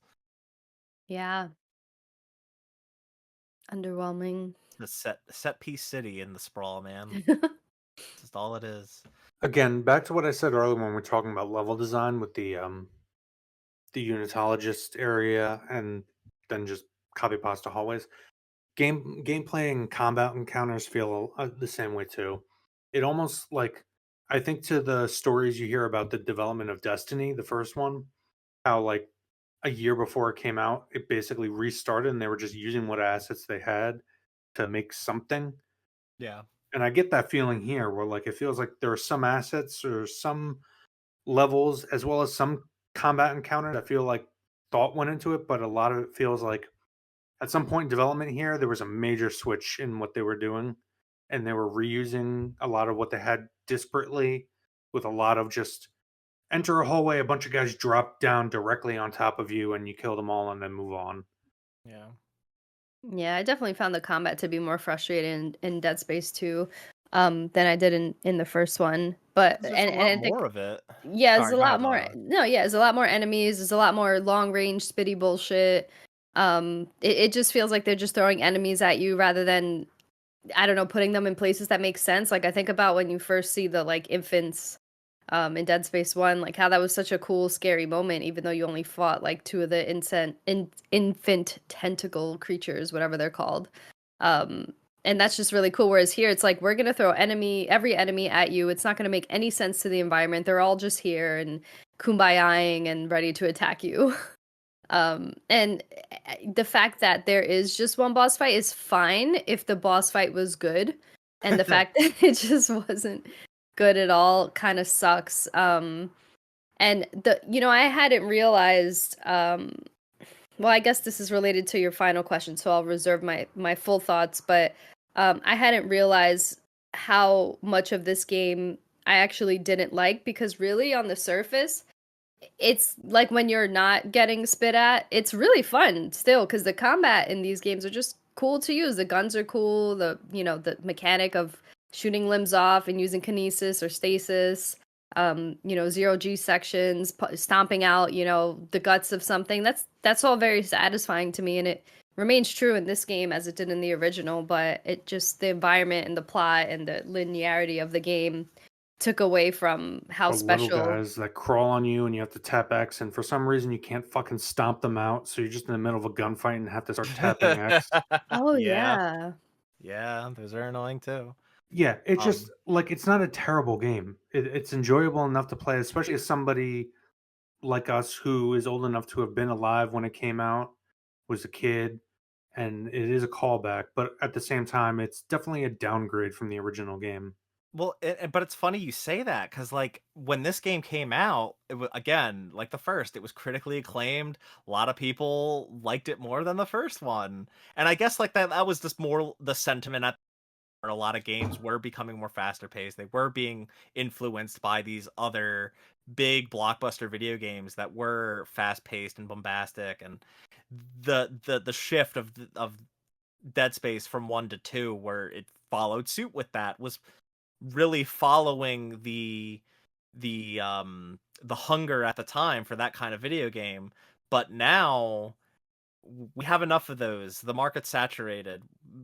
Like playing this game now, I'm like, people liked this more than the first one. Why? The first one felt so much more unique and so much more like consistent, I guess. Focused. Yeah, focused, however many adjectives you want to come up with. It just like, and that's probably why I liked the remake a lot, because the remake took that original game and in a lot of ways like modernized it in really meaningful good ways. And even like incorporated some design aspects that 2 and potentially 3 had. I just don't know. Meaningful ones, like good ones, good design aspects that I don't disagree with them implementing. Um, Yeah, I honestly don't understand how people can like Dead Space 2 more than Dead Space 1. I'd like to hear that opinion because yeah. I can't wrap my head around it. But I wonder if we played this game and we're talking about it in 2011, I wonder if we'd be saying the same thing, you know? I do wonder Mhm. if we'd be like, man, this game blew us away, so much better than the first one. Who wants to play that slow piece of crap? Like, give me Dead Space 2 any day of the week. We've also But been No. through the back and forth with Resident Evil. yeah. Right, well Like but that's we what I'm went we saying. went Like, on that like decades long journey of 4 changes the game literally and figuratively, and then it yeah. ping pongs and eventually settles on some masterful combination of all the different disparate components. Yeah. Resident Evil 6, baby. Wait, you guys were kids in 2011? I mean, I was still in I high mean, school. when I say kid, like in 2011, I was what, 20, 21? I don't know. Um, 2011, like, I guess the first half was my junior year, second half was my senior year of high school. wow. So, yeah, I mean, I guess I was kind of a kid. Wow. When I say kid, I mean like teenager, like I don't know. Yeah. Like brain not fully developed. Comparatively young. Come on. We're all You old still now. have a lot of time to play fucking video games. Like me in college, sitting in front of the screen and spending thousands of hours in New Vegas. Yeah. Yeah. Well, I was 24, so I had a full-time job, but life was still much Ooh. easier Yeah. than it is now. Oh, yeah. Yeah. We're all old now, dude. Fucking sucks. I hate I think we all collectively got older once I turned 30 because it was like, oh, we no longer have a youthful one on the podcast anymore. We're all Now just we're all grumpy old men. A sub 30. yeah. Anyway, I feel like there was another thing. Oh, so what, Jason, you brought up the weapons that you were going to use for the rest of the game. Like, what were the weapons you used? Oh, plasma cutter, assault rifle, ripper, and flamethrower. Okay, so all ones that were in the first game. Yeah. Okay. And that, if I had to make this is a nitpicky criticism, but there's no real reason to use any of the other weapons other than like the gimmicky mechanics of them. That's Yeah, kind of like another line of distinction I would draw between like RE4 and this. You don't yeah. feel like you're constantly progressing the weapons because you can't really tell outside of like ammo capacity the level of Well, progression. And you're not swapping out weapons as frequently. There isn't as diverse an array of weapons, even though I guess technically you could argue there is because of the mechanics, but at the same time, like a lot of the problem comes down to progression because yeah, like there's a lot of power nodes throughout the game and there's a lot that you can obviously eventually buy them outright, but you're not going to have enough to upgrade every weapon. You're at least on your first playthrough. The game kind of wants you to stick to the ones you like the most and upgrade those, and those are going to be your mainstays. And the same was true in the first game. The difference is there's a lot more weapons in this game. Like they added 3 or 4 new weapons to this game, and but like this there's like a sniper rifle weapon. I didn't even bother buying it because at what point in the game is there use for a fucking sniper rifle? it's not very useful. Yeah, it's like in Resident Evil 4 you can very easily see where sniper rifles could come in handy. Yeah. Oh yeah. Here, I no. I do really like the detonator. That's the one I was talking about. That's like the Yeah, claymores almost. there's a similar weapon in RE4, yeah. But I know what weapon you're talking about, yes. Yeah, and like it's really useful, especially for those like probably the better combat arenas are the ones with those enemies that are kind of stalking around and looking around corners until they like run out and just like gun it toward you. Yeah. Like those are some of the better like enemies just because they're definitely some among the most unique, and the way to deal with them is usually pretty obvious because the game will telegraph by you walk into a room, there's a shit ton of detonator ammo in front of you, And Mhm. there's and a then you shit start ton of stasis things you can telekinesis yeah, everywhere, yeah. and then you start hearing them and you're like, okay, time to get out my detonator and set some traps because they're gonna start running at me. But those are really cool arenas. I really liked those. And I really liked that gun. And Delilah, most of do the you arenas they're featured in are like maze like with a bunch of boxes. Yeah. yeah, which is like really cool. Those are probably the better combat arenas because there's some thought put into them. They're not just like these fast paced, like 3 enemies in front of you, huh? 3 enemies behind you, huh? It's like you got to figure out where they're creeping around and set the traps appropriately. It's a little more strategic and it's a lot more interesting because of that. Um, Delilah, do you remember like what weapons you used and stuff or? I always use plasma cutter, the line gun, which was both in the original. Yeah. I'm pretty. I know no ripper. I think I used the detonator a few times. The flamethrower for sure, and I think that's it. You Potentially use the the assault assault rifle. rifle. I think I Yeah. did, Because cause it's I like it's not only is a faster plasma cutter, but it's got a grenade launcher. yeah, I think I did use that. But I mostly use the plasma cutter to be honest. Yeah, I Yeah, mean, I agree. It's tried and like true. Yeah. it's the simplest, but also like potentially the best weapon in the entire game still. And it's also Yeah. like it's like what that game was kind of built for, you know? Like Mhm. the whole interesting thing about the necromorphs is like you can cut off their limbs. There's this whole system around cutting off limbs and using them against the enemies. So the plasma cutter is the best thing to use for that purpose. The line gun, kind of comes close because what is the line gun if not just a really big horizontal Yeah. version of the plasma cutter? Um, but like it's almost disappointing that also there's no trophy or achievement for in Dead Space 2 for playing through the whole game using only the plasma cutter like Oh, there was in the really? first game. Damn. which was like a really fun challenge and made a lot of sense for Dead Space. Yeah. So bit of a disappointment there. I don't know if there's one of those for 3.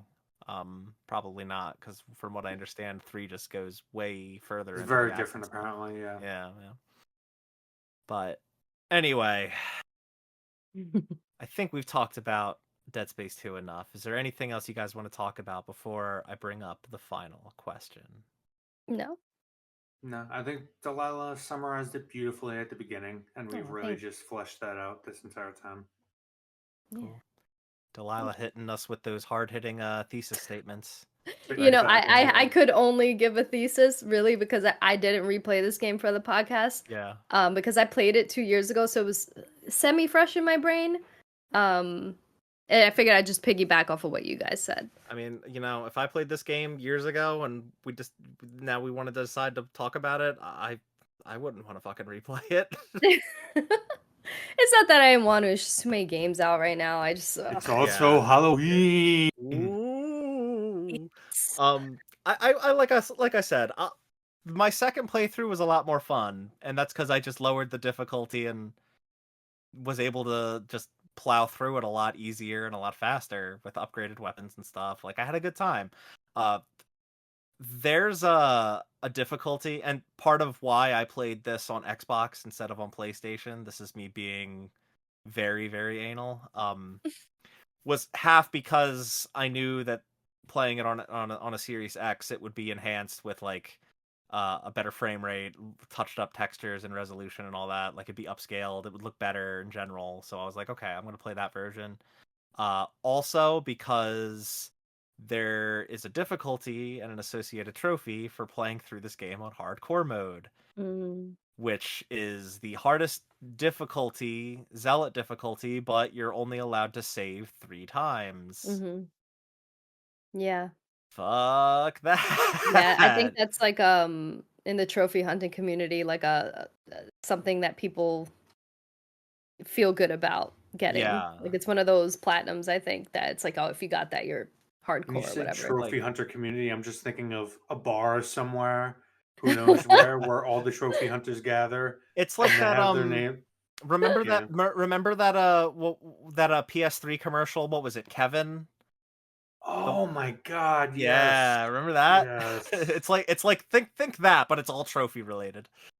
Um But yeah, like I've known about this platinum or this trophy list slash achievement list for a long, long time because hardcore mode is a bit notorious. And Yeah. that's partly why I was like, yeah, I'm gonna play on Xbox. I don't give a shit. I'll get achievements and that'll be my life.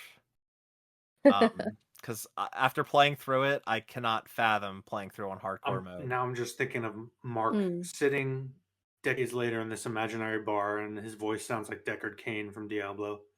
Stay a Stay a while while and and listen. listen. The Dead Space 2 trophies. um So yeah, I like this game a lot more on the second playthrough, the easier playthrough, and that's kind of where I'll leave that. All right, we ready for the final question? Go for Yeah. it. So I actually put here in the notes. I didn't bring it up, but from what I could find, this game sold about 4 million copies, I think, in its lifetime. Or maybe like around the time it launched. I'm not quite sure. Regardless, even though it was a critical success, sold decently well, it was still considered a failure by EA. Um, EA being Electronic Arts, massive publisher, still around to this day, still a massive pain in gamers' asses for sure. Uh, and that statement kind of holds true with the Dead Space 1 remake. Apparently that didn't sell too well either. Sorry, I'm giving like this whole like history lesson to preface this final question, so bear with me here. What was it, last year or maybe earlier this year, Jeff Grubb at Giant Bomb reported that a remake for this game was in development. Or it was at least in the planning stages until it was kind of canceled and shelved because of the Dead Space remake's low sales. And then Jason Schreier reported that that's not the full story. They also considered EA Motive, the developer of the Dead Space remake, also considered a sequel to their Dead Space remake that wouldn't be a remake of Dead Space 2, but their own take on a sequel to that story. Yeah. But again, low sales for the remake or not selling to expectations caused the series to once again be, you know, sent off into space for everyone to forget about. So that all being said, what would you guys prefer if EA Motive was to get the green light for another Dead Space project? Would you prefer a remake of this game, or would you prefer a completely different game, also called Dead Space 2 maybe, that's just their own sequel to their Dead Space remake? So my response is like very layered because, well, one, I'm going to say a spoiler for the Dead Space 1 remake secret ending that you get from playing the game on, I don't know, what the hardest difficulty or I something, think you just I think you collecting all just like the I think it's thingies. just New Game Plus. You have to do it on New Game Plus, and you have to find the things to unlock it. Oh, okay, right. So I then that think was that's all just it was. okay. Yeah, that makes sense. So You you get don't the know. secret For those who don't ending. know, Isaac makes the maker in the first one rather than destroy it. Yeah. Yes. Wait, Um, what? Or he helps finish well, the. Isn't that the secret ending that you're referring to? Well, Delilah's gonna get it to it. Okay. yeah, so yeah, we if you play Dead Space 1 and 2, you know that eventually Isaac is the one that makes a marker or whatever. But in the secret ending, he seems to embrace it. Like he actually is like looking at Nicole's hallucination, and he has like all of the unitology symbology around him in the ship, and it seems pretty like menacing. Like, oh yeah, like I'm about to do this. I think Um, if I may, I think he actually says hold on, I have this up somewhere. He mentions building something new to the hallucinated Nicole while the ship is covered in marker symbols. Yes, and he has like this like menacing smile on him. So for me, that indicated that perhaps in Dead Space 2, they may have reimagined Isaac being someone who actually embraces unitology in the marker and being this like bad guy. Whereas in Dead Space 2, he actually overcame that, destroyed the marker, went off with Ellie. Everything was, happy go lucky at the ending, sort of. Um, I would have liked to see a reimagining, which, by the way, the fact that Dead Space remake didn't have a lot of sales kind of fucks me up because that game is fantastic. I really, really love it. And I think that's that's a fall on the gamers. I'm sorry to say, y'all fucked up. But now it's for free on PlayStation, so now That's you don't true. need to pay for it, which is even more. Well, you need to pay a lot for a PS Plus subscription now, That's but true. That's true. But if you already have it, then yeah. you got it. So anyway, that aside, I would have liked to see a reimagining, which we can talk about remake versus reimagining, remaster. That's a whole other like thing that needs to be parched out by gamers. But for me, a reimagining would be a retelling of the story. And I would prefer that just because, well, as you evidence from this episode, this this story wasn't really the greatest. Um, and I kind of I wanted to see either us playing as this like menacing Isaac or having Isaac being the main villain of the game and we're playing as Ellie, and Ellie's actually not a companion, but she's like actually someone who's trying to like stop Isaac from doing all this bullshit. But now we're not getting that, so that kind of idea that I had is gone to shit, which is really, really sad because I felt like they could have fixed the problems that we just addressed in this podcast. Yeah, I mean, and I before I had even played the Dead Space remake, I think it was Polygon that published this article talking about the alternative ending to the Dead Space remake, saying that it was a better setup for Dead Space 2 than the normal ending. And Hmm. like I could see that. Like I could definitely see that, cuz it's not even like what you're saying, Delilah, I think is also a fantastic idea. I would actually really like to see that, where the supposed different sequel that they would make would change perspectives, and the hero from the first game is actually the villain in the second, and you play from a different perspective trying to take him down. That's a really, really fascinating idea. Um but even if they were to just do a straight remake of Dead Space 2, that alternative ending still kind of plays into this idea that he's got all this shit in his head, and the sprawl, Tiedemann, whoever, exploits that. They capture him, and they use that. Now, how they would potentially explain or retcon him kind of almost embracing the marker in that alternative ending versus suddenly, trying to escape and destroy it in Dead Space 2, who knows? Maybe they would tweak some things to make the plot a little more coherent.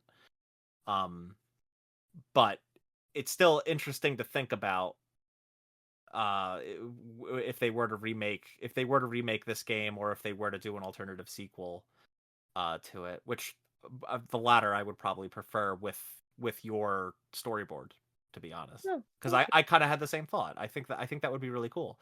And it's like you could think of a couple examples. The one that always comes to mind for me is Full Metal Alchemist versus Full Metal Alchemist Brotherhood. you. It's two different stories because Arakawa didn't want the same story told twice. So Yeah. maybe EA Motive, they have the same jumping off point, but take it in a different direction, tell their own story, and have their own continuity to showcase some writing chops or something. Tell something new that's going to surprise people. Yeah. I think that's the more interesting direction to go in. But yeah, again, I guess that's just a thing with Dead Space games where they're going to be critically acclaimed, but they're not going to sell very well, and EA's not willing to take that risk. Yeah, I'm not opposed to the Isaac become the villain. In fact, I think it would be really cool if you were going to go that route to do, make Isaac go full Kurtz, Heart of Darkness, Apocalypse Now, and the player character could actually be maybe change it up. It's somebody who works for EarthGov, a special operations team a la Apocalypse Now that is sent in either to kill or capture Isaac Clarke. But honestly, in my heart of hearts, if they were going to do another Dead Space, something completely not unrelated, but something new characters, Yeah. maybe Okay. tangentially tied to the events of the Ishimura from the first game. Hmm. It's funny you say that because I feel like a lot of the spin-offs for Dead Space involved like other characters and like tangentially related. I think the prequel, or maybe it was the DLC, for Dead Space 2, had some sort of connection to Aegis 7. So they didn't know Isaac, they had no relation to Isaac, but they were somewhat involved with that plot. But completely different cast of characters. And I know the Severed DLC you play as somebody on the sprawl, like not Isaac. So it's not like they haven't played with those ideas before. Um, it's just it's never been like in a mainline title that everyone Yeah, just played. they have committed and fully fleshed it out. Yeah, in Yeah, like a full narrative. yeah. So, hey, can we call all that stuff the compilation of Aegis 7? Oh my god, please. Is there a, is there a You're trying to set me off. Just stop. is there a Just Dead stop. Space No, no, Crisis Core? stop. Stop. Stop. Where's Oh my my hit god. movie Dead Space Advent Children? I already had a slight headache. You're giving me more of a headache. Stop. Anyway, hey Jason, what's the Kwasnicki rating on this? I gave the original like a 9, right? I I can't think. remember. Man, I don't keep track of your scores. Maybe I should. Maybe I should So start for those who keep a don't Should have know, an spreadsheet. Excel sheet. on Yeah. my rating scale, 5 is average. I would give this, if I gave the original 9, I'd probably give this a 6 or 6.5. It loses clearly in a couple of points that it fails to make up by adjusting its gameplay. So it's not bad. It's above average. It's enjoyable, but it's not the original. Yeah. Oh, okay. Well, if you liked this episode, I hope you liked this episode. I know people really like this game, and I feel like we just spent like 2 hours shitting on it. It's a good game. In the We end did I did preface it enjoy where it a we lot all more. enjoyed it. You just found Yeah. a Yeah. lot of cracks that weren't there in the Well, original. I enjoyed it on my second playthrough. I was ready to tear this game apart after my first run. I was not happy with this game, and I still like I would maybe even score it lower, but I'm kind of trying to back away from review Look, if scores. you like the original, play this at least to make up your own mind. Yeah, there you go. Oh, that's a great idea. I mean, you should have that mentality for anything, really. Yeah. If you haven't played this game, God forbid why you listen to this, but if you haven't played it or you haven't played it in a long time and you're like, man, I remember that game being awesome. Why the fuck are these three schlubs like talking about it so poorly? It's like, go revisit it. Maybe, you'll realize, wow, they're Wasn't that right. good? Yeah, There's no, that there happens. yeah. I mean, it happened to me with Horizon Zero Dawn. I adored that game. I was mad at it when Game of the Year, and then I replayed it. And I was like, I want to go to sleep. Oh, Where's you've my joined the where's my dark side, and everybody was so mad at me. you're like, oh, fuck Horizon Zero Dawn. Where's my copy of Breath of the Wild again? Like Yeah, exactly. That's how I felt. I was like, damn, what was I thinking? I mean, that was definitely what Jason was thinking. yeah, no, Just you a were right couple weeks in ago. hindsight. I also think I've just I changed like always my end up being right. preferences. Sometimes it takes years, but I worm Yeah. my way into the fibers of your subconscious, weave my Yeah. poison. I know some of our listeners will definitely have something to say about that. So if you do have something to say about that, Good um segue. hey, if you listen to this episode, that's great. I put out a community post on YouTube. Next episode, we are doing something a little different. We're just gonna I'm gonna like come up with some topics for us to talk about, but I don't want to think of all the topics, you know?